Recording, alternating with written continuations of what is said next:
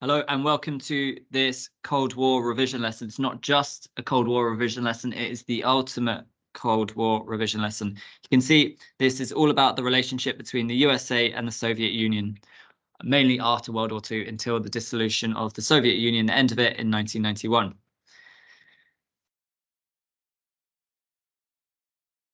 So this is part of paper 2. Cold War, and remember paper 2 includes both superpower relations in the Cold War between 1941 and 1991, 32 marks, 20% of the total GCSE, but also you'll have early Elizabethan England, and that is 32 marks and 20% of the total GCSE as well.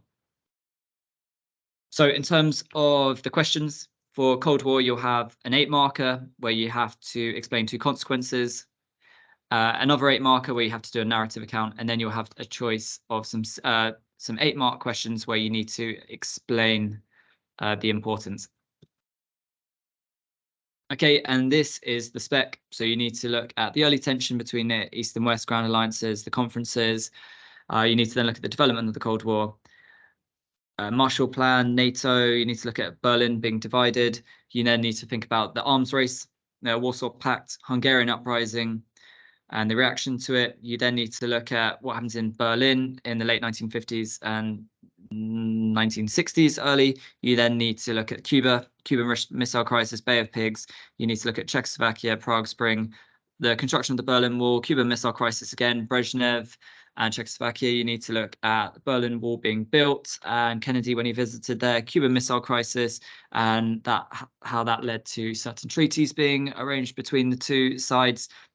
And then you need to look at the end of the Cold War. So this is when the Soviet Union begins to crumble. First of all, you look at détente, and this is the time when both sides are trying to make agreements, especially to reduce the use of nuclear weapons. We look at Gorbachev, who comes in, and he obviously faces quite a difficult situation, and he tries to make reforms, but they don't necessarily work. And then we look at how eventually the Soviet Union crumbles, fall of the Berlin Wall, and the end of the Soviet Union.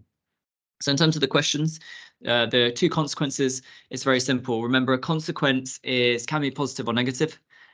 And sometimes students think, oh, a consequence is only negative. No, consequence can be positive. And remember, this is what happens after an event. So key thing for this is you need to use killer facts, good evidence examples, detailed names, places, dates, facts and figures, but you also need to really explain the consequences. This happened because due to this, furthermore, as a result, consequently, in order to thus, so really use explanation language to ensure you're explaining what why the consequences occurred in the way they did. Then the narrative account. The narrative account, you need to discuss the causes of an event, the actual events themselves, but also what happened as a result. Same thing for this. You need to use killer facts, names, places, dates, facts and figures that are detailed, and you also need to use linking language to link all of the events together. As a result, this meant that this was followed by in reaction to, this triggered, etc. Okay, so this is a narrative account, and I can just show you that this narrative account would have been given 8 marks. So I'm going to read this account to you, and then you can see why you think it got 8 marks.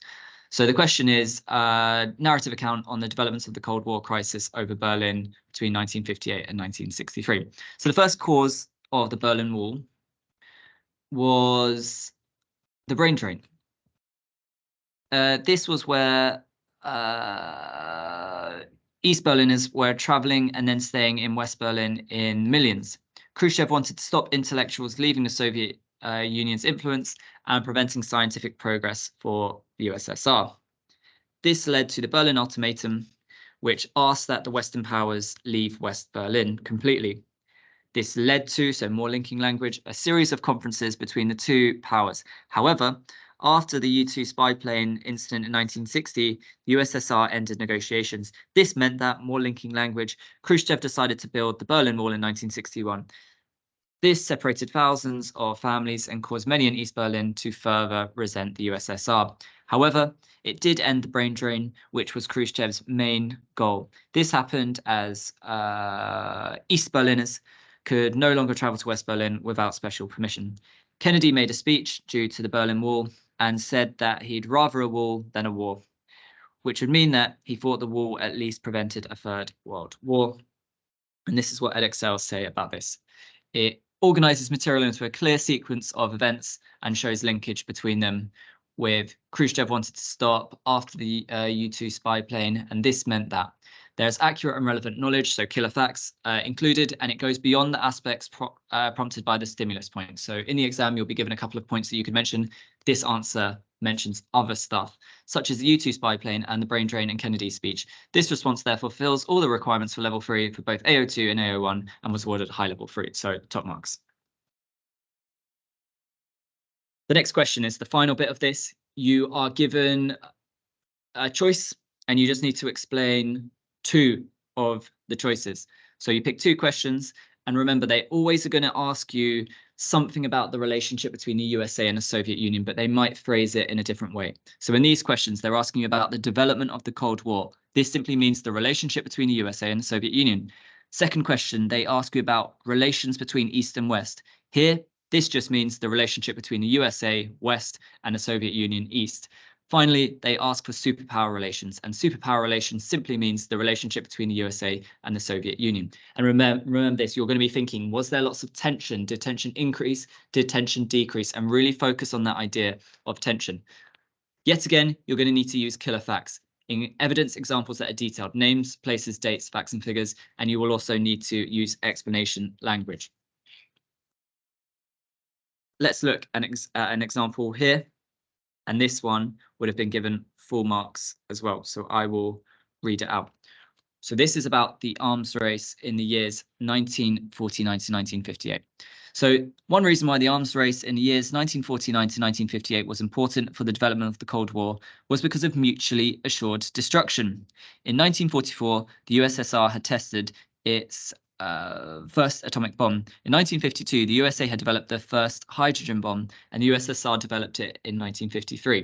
In 1957, ICBMs, so intercontinental ballistic missiles, were developed by the USA. The rapid development of nuclear weapons and increasing amount of nuclear weapons became more of a deterrent of war, as by 1958, both sides had enough weapons to completely destroy their rivals. Both sides were aware of this mutually assured destruction, and this arguably lowered tensions. I love the fact that they were referring to tensions in the Cold War, as the USA and the USSR didn't want an all-out nuclear war where both sides would get destroyed. Moreover, another reason why the arms race was important for the development of the Cold War was because of its increase in cost. So they're now coming up with a second reason. As more nuclear weapons developed, the cost of these weapons increased. The US and USSR both were spending billions of dollars in an attempt to outgun their rival. However, as costs of the arms race increased, other things decreased. For example, living standards in the USSR decreased, and its economy was starting to break down.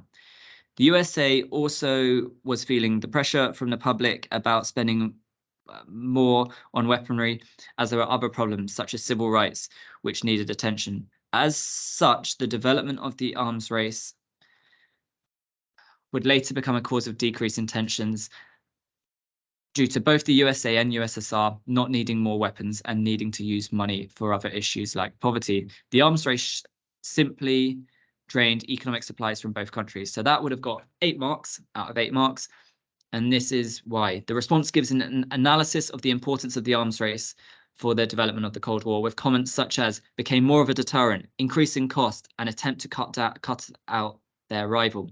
Accurate and relevant information within the time frame in question is included, with references to the hydrogen bomb, ICBMs, and living standards for the USSR. So full marks.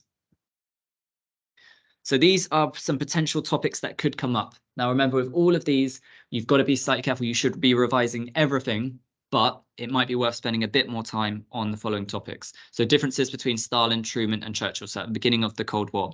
The Long and Novikov telegrams, and the creation of Soviet satellite states in Eastern Europe. Truman Doctrine, significance of Common Form and Comecon, the formation of the Federal Republic of Germany and the GDR, so East and West Germany, the consequences of the Cuban Missile Crisis, Czechoslovakia, the significance of Reagan and Gorbachev's changing attitudes, and the end of the Cold War. So some things you need to know, obviously a Cold War is the one we'll discuss here. This is a conflict between two nations that does not involve any direct military conflict. So it's important that you know who the different leaders were at each period. So at first we've got Roosevelt and Stalin. Then Truman comes in 1945. Stalin remains. In 1955, there's a change. You get Eisenhower and Khrushchev come in. In the early 1960s, you get Kennedy, but Khrushchev's still there. After the assassination of Kennedy, you get L.B. Johnson, and then Khrushchev is also replaced by Brezhnev. Then we get Nixon, Ford, Carter in the USA, but Brezhnev continues. Carter, Reagan, and then we get a bit of a strange period for the Soviet Union in the 1980s. Brezhnev is eventually replaced by Gorbachev, and then at the end of the course, Reagan is replaced by George Bush Sr.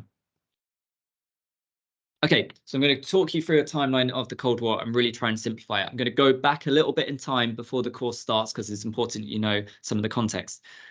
So most countries in Europe by the 19th century are what we would call capitalist. These are systems where you get very wealthy people and very poor people. It is okay for example, wealthy people to own their own businesses. The government will not control their businesses. The state will not control these businesses. So individuals can run a business, so for example, a factory, and they can employ people to be their workers. These workers would be called the working class, and they can earn much, much, much less than the boss, the owner of the factory. And this, for example, would be absolutely fine in a capitalist society. The idea is you're able to have some very wealthy people, you're able to have some very, very poor people. However, this idea was criticized. The idea of capitalism was criticized because some people felt like in this system, the poorer people, the poorer workers who were doing most of the work, their argument went, these people are being exploited and there should be a fairer system, and there could be a system whereby those factory owners, actually some of their power and wealth is shared out amongst the workers. And this would obviously be replicated all throughout society. And this idea is communism, and it comes, the person that comes up with this is Karl Marx. Now, Russia was a capitalist country. It was run by a Tsar who was like a king, and it certainly had very, very wealthy people and very, very poor people. It certainly was capitalist. Now, Russia, before 1917, was a big empire. So it had Russia, but it also had, as part of this empire, Ukraine, Belarus, Latvia, Lithuania, Estonia, Finland, Poland, Moldova, Armenia, Azerbaijan, Georgia, Kazakhstan, Kyrgyzstan, Uzbekistan, Turkmenistan, and Tajikistan. So going into Europe, Eastern Europe, but also going into Central Asia. And all of Europe is capitalist in this period. But obviously, here's a picture of Karl Marx. He and his idea of communism, he was very influential.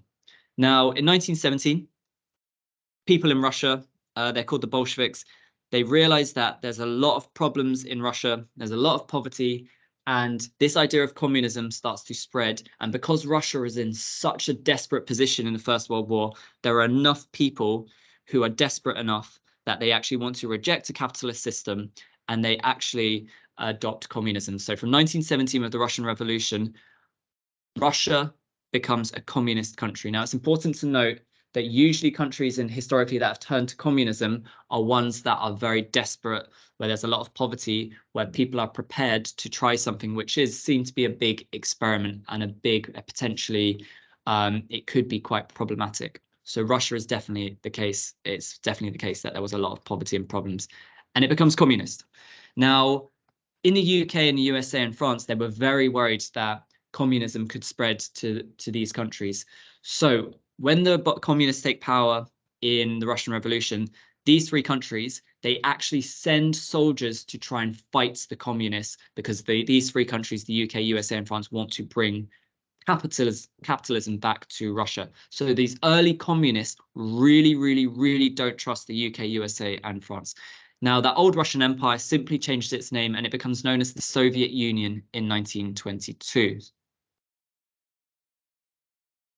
However, quite early on, some of the countries that were part of the Soviet Union wanted to split off, and they gained their independence. So Finland, Estonia, Latvia, and Lithuania, and most importantly, Poland.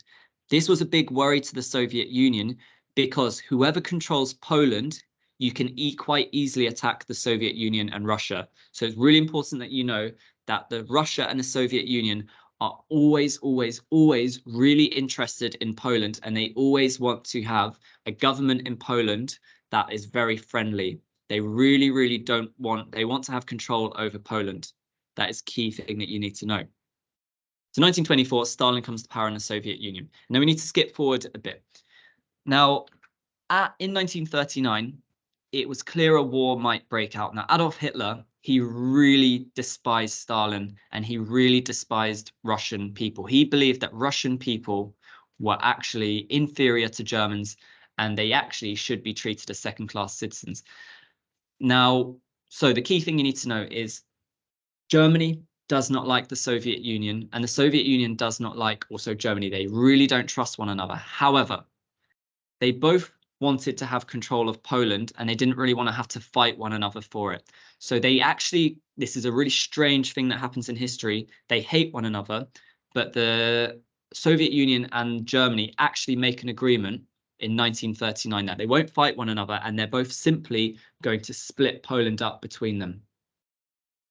So it's good situation for the Soviet Union because they do get this control, some control over parts of Poland, which is one of their aims. And so they both enter Poland and they both start taking land from Poland. And this is the start of World War II. And in this period as well, the Soviet soldiers, they start taking land, especially from some of these countries that had previously been part of the Soviet Union. However, in 1941, Germany goes back on its agreement with Soviet Union, and now Germany actually invades and sends soldiers into the Soviet Union. So the Soviet Union now is facing a German invasion. In the same year, at the end of 1941, the USA joins the war. So we've got some really quite strange alliances here. We've got Britain and France who are working together with the USA. Now that makes sense because all three of these countries, Britain, France, and USA, were all capitalist. However, they've also made an alliance with the Soviet Union, which is strange because these three countries really disliked communism in the Soviet Union, and the Soviet Union also really hated these three countries because of what they'd done to try and stop communism spreading. However, these four countries make an alliance simply because they hated Germany even more than they hated one another. So we can call Germany a common enemy in this period. And they're fighting against Germany, Japan, and Italy. So by the time we get to 1943, the war starts getting better for the Allies. And the three leaders of the USA, the UK, and the Soviet Union meet up in Tehran. And here they're trying to discuss what the world might look like when the war is finished. And the three, Stalin, Roosevelt, and Churchill, they actually get on pretty well. There is this kind of mutual respect between them, despite the differences that they have. They are trying to work with one another as much as possible. Now, at this stage, the Soviet Union start doing better in the war. And what they are starting to do is they are starting to take more and more land back from Germany. And eventually what's going to happen in the next 2 years is the Soviet army will actually be able to start taking land, not just land back from Germany, but they are also going to take land in Eastern Europe. So as we get to February 1945, the leaders decide to meet again, this time at Yalta in the Crimea in modern-day Ukraine, although it's recent, in the last 10 years or so, it's been annexed by Russia. So they meet here, and it's Roosevelt, Stalin, and Churchill. At this stage, Germany is still fighting in the war, but they think it's a matter of time before Germany surrenders because Germany is very weak at this point. So what they decide is that when eventually Germany gets defeated, Germany and Berlin will be divided between them.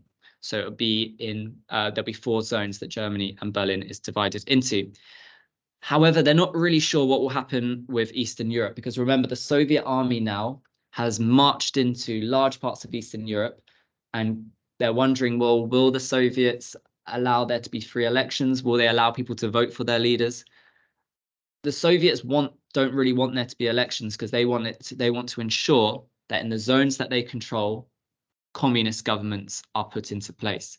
Whereas Britain, France, and the USA, they want there to be capitalist governments there. And so they want people to have a free vote to decide what kind of system they want.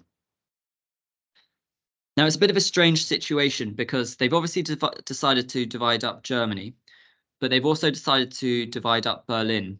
Now, if you look here, Berlin is right in the Soviet zone. So you're going to have a French, British, and American presence right in the heart of the Soviet zone.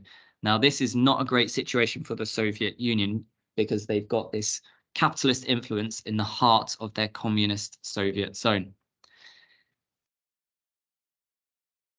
So eventually Germany does surrender. That's in May 1945, and it's actually Soviet troops who captured Germany first of all. And they're the first ones to walk into Berlin, and they have control of Berlin. Now, Japan at this point has not surrendered. So the main war in Europe is finished. Germany's out the equation, but in Asia, Japan is still fighting. And here's a picture of the Reichstag in Berlin in 1945, and it had nearly been completely destroyed. They found something like 2 million bullet holes in it after the battle for Berlin. So there's been a change in the war. They now need to meet again. So the three leaders meet again in Potsdam in July 1945. But you'll notice there's been a big change because Stalin is still there, but the USA has a new leader. Harry S. Truman, there in the middle, is now in place. And Attlee from Britain, a new Labour leader, is also in place. Now, in this picture, it's they all look happy enough, but tensions really start to emerge here because before they all hated Germany so much that was how they were channeling their energy. They were all thinking, we just need to defeat Germany. But now that Germany has been defeated, some of the tensions that they had before are starting to emerge. Now, here, Truman in the middle it must be feeling quite content because he knows the USA has developed an atomic bomb that is going to be one of the most powerful weapons the world has ever known. He thinks that Stalin does not know about it. However, Stalin does know about it and is annoyed that Truman has not told him. So they're starting to not trust one another a lot more.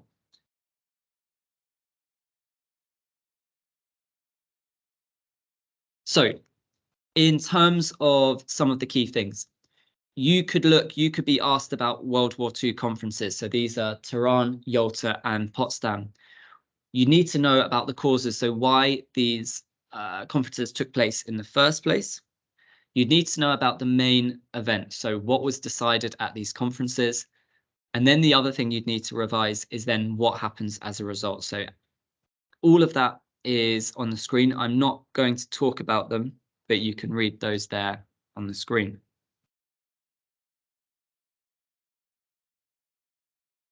So Japan has not surrendered, and so the USA decides to launch a huge attack on Japan, dropping 2 atomic bombs in August 1945. And Japan, after the destruction of these 2 hugely powerful nuclear weapons, Japan does surrender. So the war is officially over by August 1945.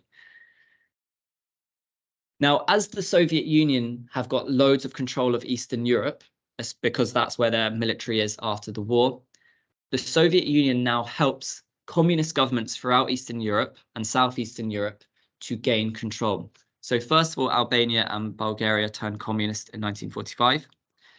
And we get to a situation in 1946 where the zones that the Soviets control have all turned communist and the rest of Europe is capitalist. And we can see that depicted here on this map.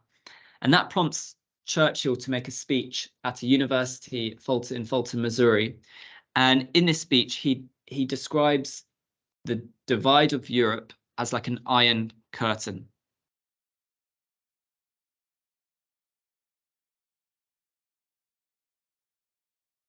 So we get a couple of telegrams here in 1946.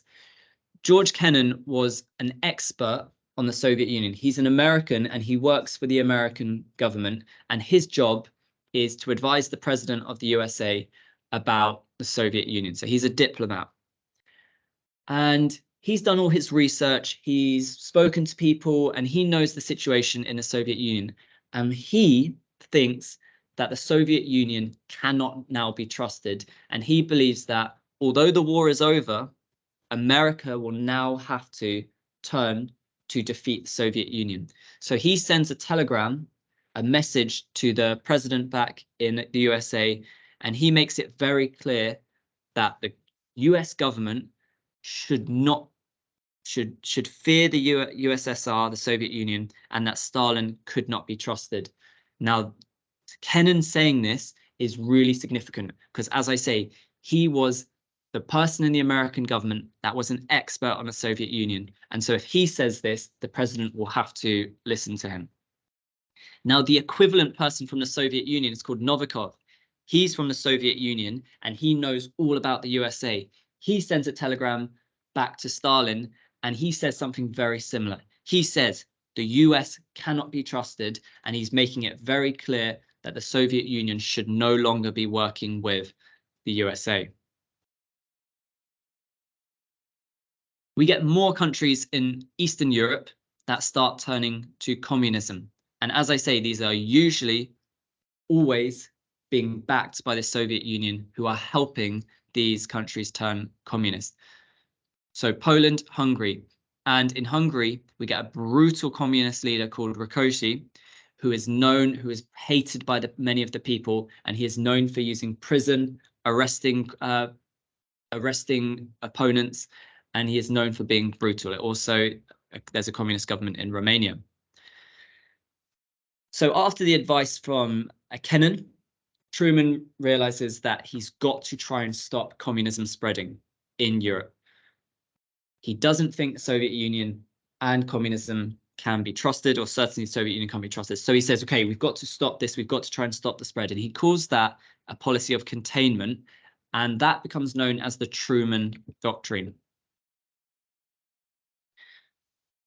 So in order to put this into place, in order to stop communism, he's going to try and make countries less desperate. He's going to try and improve the situation with poverty in Europe, so countries are no longer tempted to turn to communism. Because I think the general rule is, if a country is wealthy, they won't be tempted to turn to communism. If a country is poor, they might be tempted to join communism. So very simply, he gives $400 million to Greece and Turkey so that they hopefully won't turn to communism. At the same time, the Soviet Union has helped lots of these countries turn to communism after the war. And it was a little bit chaotic. So there are lots of these communist governments. So what the Soviet Union decides to do, it wants to organize the situation with all of these communist governments a bit more. And they're all going to coordinate and they're all going to work together more. And this is called Cominform. This is this plan to organize and coordinate communist groups and parties across Eastern Europe. So going back to Truman, he's given that money to Greece and Turkey, but now he goes even further. They plan, USA is going to give $13 billion to European countries. Countries like Britain, France, and West Germany will all be given money. In return, these countries agree that they will trade with the USA. So the USA is being nice, giving this money away, but definitely the USA will also benefit because these countries are now going to be buying US goods. So USA is also making money. So you could be asked why the Truman Doctrine and the Marshall Plan happen. Causes. You also would need to look at the main events. So what actually happens with these two, and then you'd also need to think, okay, what are the consequences of this? And you can read those on the board. So communists spread even more in 1948. The communists are in complete control in Czechoslovakia, and they've just executed most of the capitalist opposition groups. Now, going back to that situation in Berlin, we know that Stalin wasn't happy because there was a capitalist zone right in the heart of his Soviet zone. So he wants to put pressure on Britain, France, and the USA to simply just pull out just to leave Berlin. So he doesn't want to go to war against these three countries, because they've just fought a long war and he doesn't think the war will actually go that well for them. But he thinks, okay, what I can do is try and put pressure on them a different way without actually going to war. So what Stalin does is he simply blocks all transport routes into West Berlin. So that would be like railways, canals, roads. And so if these three countries want to bring goods in to West Berlin now, they'll have to do it by air. And that's called the Berlin Airlift. And it goes on for over a year. The Allies spend a lot of money, a lot of time, resources in getting all the supplies into West Berlin, but it works. And Stalin is a bit embarrassed because his blockade has not worked, and he calls it off in May 1949. So at the same time, in the same year, Stalin is trying to do his equivalent of the Marshall Plan, and it's called Comecon, and they're going to provide economic aid to communist countries. This is a Soviet plan. Now, after the Berlin blockade and the Berlin airlift, things start becoming a bit more official and concrete as a result. So Britain, France, and the USA, they then officially join up their German zones, and it becomes known as the FDR, West Germany, the Federal German Republic. And Stalin does the same. He makes his zones more official, and that becomes GDR, German Democratic Republic, or East Germany. Now, it's a bit confusing because the East Germany was called the German Democratic Republic, but it wasn't democratic. So that the one that actually is democratic, the West German one, doesn't have democratic in its name. So that's the way I remember it. It's the wrong way around.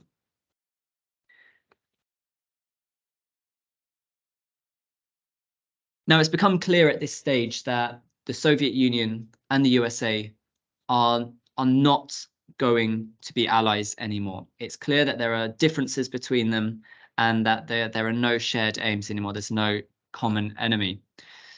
So what happens is the capitalist countries create a military alliance called NATO. And that means that simply if one of these capitalist countries gets attacked, the other capitalist countries in NATO will have to step in and fight with them in the war. So again, if the event is the Soviet takeover of Eastern Europe, you can see here the causes, the main events, but also the significance here, and that's all on the table. Same thing for the Berlin blockade, causes, the main events, and the consequences. Not only have they formed NATO, but both sides are actually really increasing their use of nuclear weapons. Clearly, these weapons are so important. And if there is going to be a war between the Soviet Union and the USA, both sides want to really ensure that they win that war.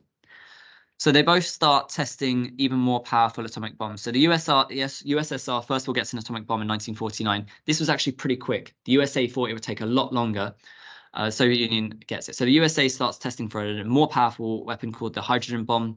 And look, poor Britain only gets it in 1952, the atomic bomb. But then the USSR is really only a year behind, gets the hydrogen bomb. Now this becomes quite significant because both sides have these immensely powerful nuclear weapons that have the potential to completely destroy the other side. So if there is going to be a war between these two sides and they use nuclear weapons, it's pretty clear that both sides will face hugely significant damage. And we call that mutually assured destruction. So actually, in quite a weird way, both sides having these atomic weapons, these hugely powerful weapons, actually makes war less likely because they know that if they do go to war, they will both be pretty much destroyed. Now, in 1953, Stalin dies and he's replaced by Khrushchev. And when Khrushchev comes into power, there's a hopeful feeling that he will be less harsh than Stalin. He might allow communist countries to make some changes, to maybe be ruled in a less harsh way. And there are people thinking maybe he will actually try and work with the USA a bit more. It doesn't really happen because in 1955, he launches the Warsaw Pact. So this is going to be the communist equivalent of NATO.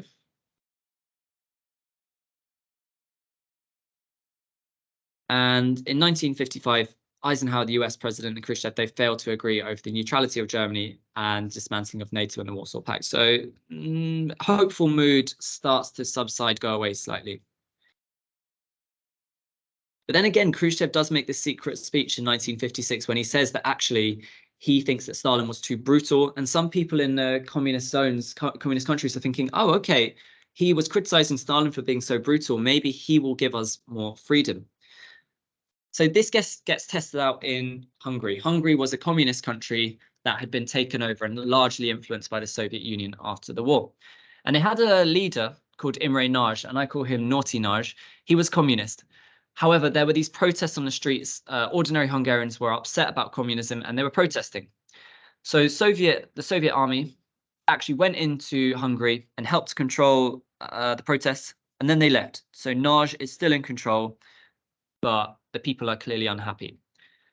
But then Nagy makes a strange decision. He's a communist, but he then actually betrays the Soviet Union.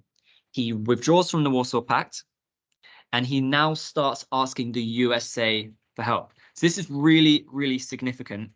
He is trying to withdraw from, he's trying to ensure that Hungary is no longer going to be communist and is going to be working with the USA.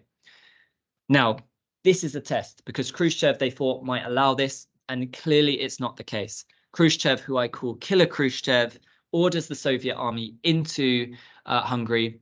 Naughty Nagy is replaced and is later executed by the Soviet Union. This is a clear message that Khrushchev has sent to the people living in communist countries. If you try to make any changes to make your country less communist or more capitalist, we are going to send in our army and we will destroy any resistance. So it's a big event. You definitely should be revising the causes, events, and consequences of the Hungarian uprising, and it's on the screen. The next thing that starts happening is a race to the space race. So both countries, especially the USSR at first, are going to try and develop their technology to have more space exploration. And first of all, the Soviets launch a satellite called Sputnik and Sputnik 2, and they actually send a dog called Laika into space. And unfortunately, Laika died in space. The USA also launched its first satellite in 1957. Now, Stalin had tried to force the Allies out of Berlin, and it had failed. But Khrushchev is also unhappy with the situation, especially because it was clear that the West Berlin zone, the capitalist zone, was wealthier and living conditions were better than the communist East Berlin zone. So what was happening was people were leaving the communist zone to go and simply live in the West Berlin zone. And there was a brain drain. All the most talented people, educated people were leaving to go into West Berlin. This is hugely embarrassing for communism, but also it's really damaging the economy because all of the most talented and bright people are leaving the communist zone. So the ultimatum is Khrushchev essentially saying a last chance, leave Berlin. Leave Berlin, he's saying to the capitalist countries, and they refuse. So there are some meetings between the two sides. So in Geneva, in Switzerland, and Camp David in the USA. Camp David is the president's country retreat. It doesn't look very impressive in that picture, but by all accounts, this is a very nice place to go and stay. And Khrushchev actually visits the USA and eats a hot dog in 1959. So look, there are some attempts between both sides to make an agreement. Cuba. Cuba had previously, before 1959, been largely influenced by the USA. There were loads of US businesses there, and it was very pro-USA. But there's a revolution in 1959, and Castro takes control. And Castro is really unhappy that the US has so much influence. So he says he's going to confiscate these US-owned assets and businesses in Cuba. And there are some Cubans who were really unhappy about Castro. They really hated Castro and they wanted this close alliance with the USA. And they flee to the USA, and the nearest place they go to is Miami.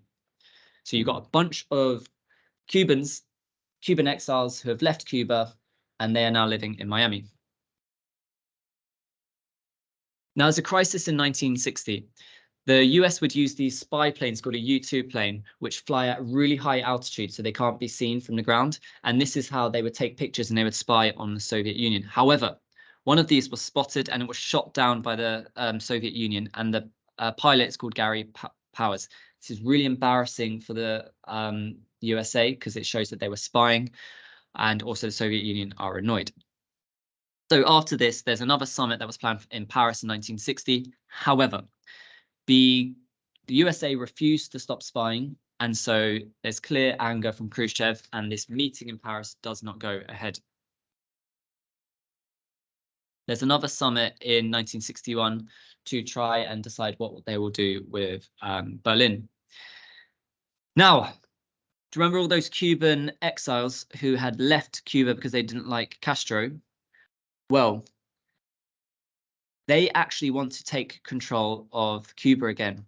And they actually get the help of the American Secret Services. So the US Secret Services helped train up these Cuban exiles, and they give them weapons. And these Cuban exiles, they try to invade Cuba. Now, you can see on the map, there's a place just to the south of the island of Cuba. There's a place called the Bay of Pigs.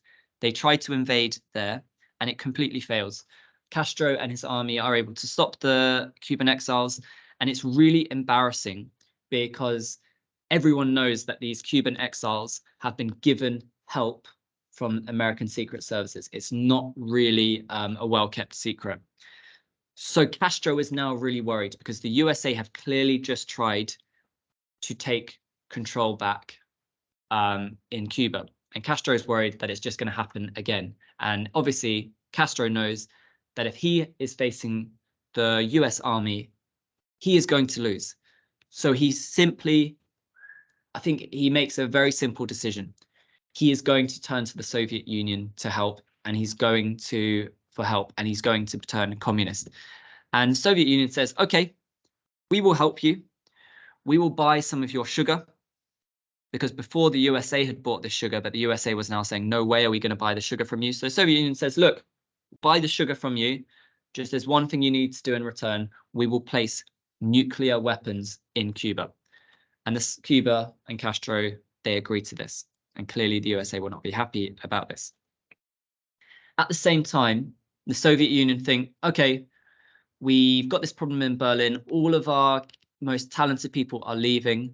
We are going to stop that really simply. We are just going to build a wall around West Berlin so people from the communist zones cannot go into the capitalist zones. And that is the Berlin Wall. Now, the USA find out about the missiles being built in October 1962. They send their spy planes over Cuba, and they can see some weird things being built. They see these special sites being built on Cuba, and they realize very quickly that these sites that they can see will be used to they'll be used to send nuclear weapons into the USA.